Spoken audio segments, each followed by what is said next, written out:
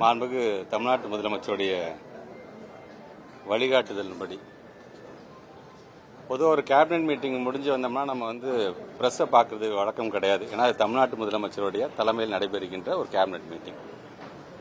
கான்ஃபிடென்ஷியலாக இருக்கக்கூடிய பொருட்கள் சார்ந்து தான் நம்ம டிஸ்கஸே பண்ணுவோம். அது எங்களுக்குள்ளாரே முடிஞ்சிடும், அதிகாரிக மட்டத்தில் முடிஞ்சிடும்.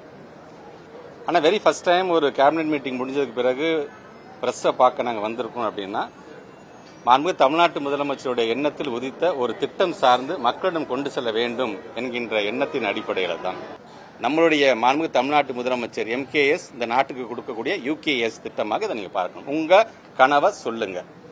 சரி, இந்த உங்க கனவை சொல்லுங்கன்னா என்ன சார் அது?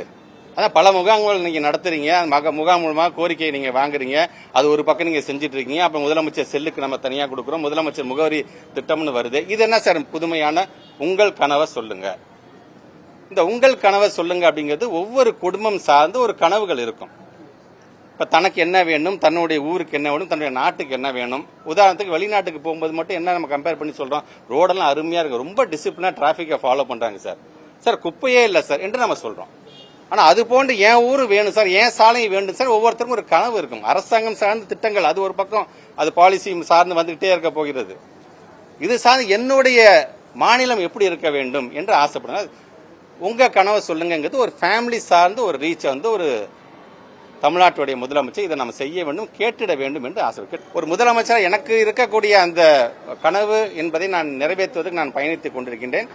குடும்பம் சார்ந்து உங்களுக்குன்னு ஒரு கனவு என்னன்னு சொல்லுங்க, அதை எதெல்லாம் செய்ய முடியுமோ அதை நான் செய்வதற்கு காத்து கொண்டிருக்கிறேன் என்பதற்கான ஒரு திட்டமாக தான். வாக்கு கொடுத்துட்டோம், கொடுத்த வாக்கு செய்யணும்னு ஒரு முதலமைச்சர் ஆசைப்படுறாரு. இன்றைக்கு பல்வேறு நிதி நெருக்கடிகள் நமக்கு ஒன்றிய அரசு எப்படிலாம் கொடுக்குறீங்க பார்க்க. நான் ஒரு அரசாங்கத்தோட திட்டத்தை சொல்ல தான் வந்தேன். பட் இருந்தாலும் நீங்க கேட்கறது அரசியல் கலந்துடக்கூடாது, நான் ரொம்ப தெளிவாக இருக்கேன். பட் இருந்தாலும் எனக்கு வர வேண்டிய 3542 கோடி என்னுடைய பிள்ளைங்க 40 லட்சம் பிள்ளைங்க படிக்க வேண்டியது 32,000 டீச்சர்ஸ்க்கு வர வேண்டிய பணமே இன்னும் கொடுக்காம இருக்காங்க 2 வருஷமா. இனி இப்படிதான் அவங்க பண்ண போறாங்க. பிகாஸ் அவங்க அதான் முடிவு பண்ண. ஜல்ஜீவன் மிஷனுக்கு ஏற்கனவே கொடுக்கக்கூடிய 2000 கோடி கூட இன்னும் கொடுக்காம இருக்காங்க. ஸோ எல்லா விதத்திலும் இருக்கும்பொழுது நம்ம தமிழ்நாட்டுடைய முதலமைச்சர் இங்க இருக்கக்கூடிய நம்முடைய பொருளாதார நிபுணர்கள், நம்முடைய அதிகாரி பெருமக்கள் மூலமா ஒரு நிர்வாகத்துறையின் மூலமா திறமையின் மூலமாக இன்னைக்கு இதை நம்ம கொண்டு வந்துட்டு இருக்கோம். ஸோ ஒவ்வொன்றையா படிப்படியாக செய்யக்கூடிய ஒரு முதலமைச்சர் பெற்றுக்கணும். எங்கேயுமே நாங்கள் சொன்ன வாக்குறுதி நாங்கள் மறுக்கவே இல்லை. நாங்கள் சொல்லியிருக்கோம், கண்டிப்பாக நாங்கள் செய்வோம் என்று தான் சொன்னோம். ஸோ முதல்ல நான் பேசும்போது சொன்ன ஃபவுண்டேஷன் நம்ம இப்போ சரி பண்ணிட்டோம். நம்ம கிட்டத்தட்ட இந்த 4 வருஷத்தை ஃபவுண்டேஷன் நம்ம பக்காவாக போட்டுட்டோம். இனி வளர்ச்சியை நோக்கி போறதுக்கு என்னென்ன செய்யணுமோ அதை செய்யும் பொழுது நீங்க சொல்ற மாதிரி எதிர்பார்ப்போடு இருக்கவங்க அனைவருக்கும் என்னென்ன செய்யணுமோ அதை கண்டிப்பா முதலமைச்சர் செய்யும்.